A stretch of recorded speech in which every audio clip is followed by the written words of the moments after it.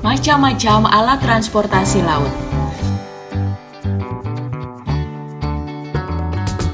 Halo teman-teman, sebelum nonton videonya, subscribe dulu channel Bobo yuk.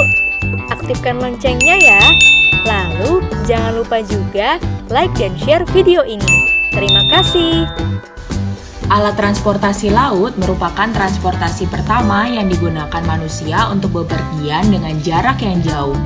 Alat transportasi laut terbagi menjadi dua, yaitu alat transportasi laut tradisional dan ada alat transportasi laut modern. Perkembangan alat transportasi laut. Ribuan tahun lalu, manusia menggunakan sebuah kapal kayu sederhana untuk berlayar dan menjelajah. Kemudian manusia juga mulai menggunakan perahu untuk mencari ikan di pantai.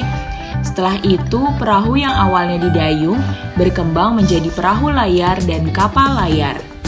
Penjelajah pada zaman dahulu menggunakan kapal layar untuk bepergian dari satu benua ke benua lainnya. Pada abad ke-18, alat transportasi laut mulai berkembang menjadi kapal uap dan kapal mesin diesel. Secara perlahan, mulai banyak orang bepergian menggunakan kapal ke tempat dengan jarak yang jauh.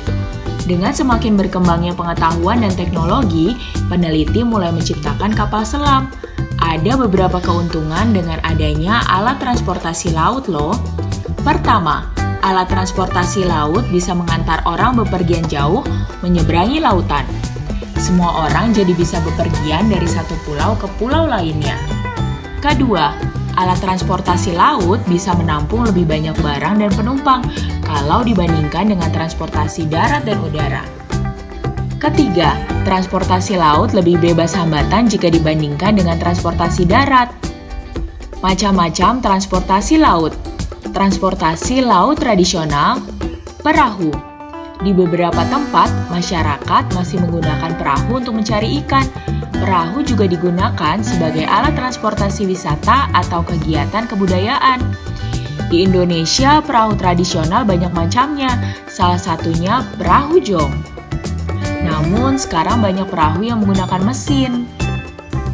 Kapal layar. Kapal merupakan alat transportasi yang ukurannya lebih besar dari perahu dan menggunakan lebih dari dua layar. Dahulu, masyarakat menggunakan kapal layar untuk berlayar, mencari tempat tinggal baru, atau melakukan kunjungan dari satu kerajaan ke kerajaan lainnya. Di Indonesia, masyarakat masih menggunakan kapal layar Finisi dan beberapa kapal layar lainnya untuk kegiatan wisata. Transportasi laut modern. Kapal feri. Fungsi kapal feri adalah membawa penumpang untuk menyeberang dari satu pulau ke pulau lainnya. Namun, ada juga kapal feri yang membawa angkutan barang. Kapal pesiar. Kapal pesiar berfungsi untuk membawa penumpang untuk kegiatan wisata. Biasanya, kapal pesiar banyak fasilitas hiburan, dan kapal akan berhenti di beberapa tempat tujuan sesuai rute perjalanannya. Kapal kargo. Kapal kargo merupakan kapal yang digunakan untuk membawa barang dengan banyak kontainer di dalamnya. Kapal ro-ro. Kapal ro-ro atau roll-on roll-off biasanya digunakan untuk membawa kargo kendaraan seperti mobil, truk, dan lain sebagainya. Kapal tongkang. Kapal tongkang memiliki bentuk datar dan digunakan untuk mengangkut banyak barang. Kapal tongkang juga biasanya digunakan di kanal atau sungai.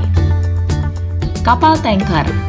Kapal tanker merupakan kapal yang berfungsi untuk mengangkut cairan dalam jumlah besar, seperti minyak, cairan kimia, atau gas alam cair.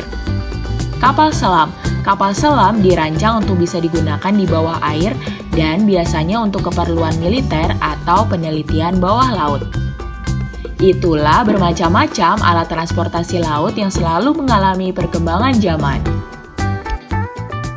Teman-teman, jangan lupa kunjungi website untuk anak ya, bobo.id. Like, comment, share, dan subscribe juga ke channel Bobo yuk!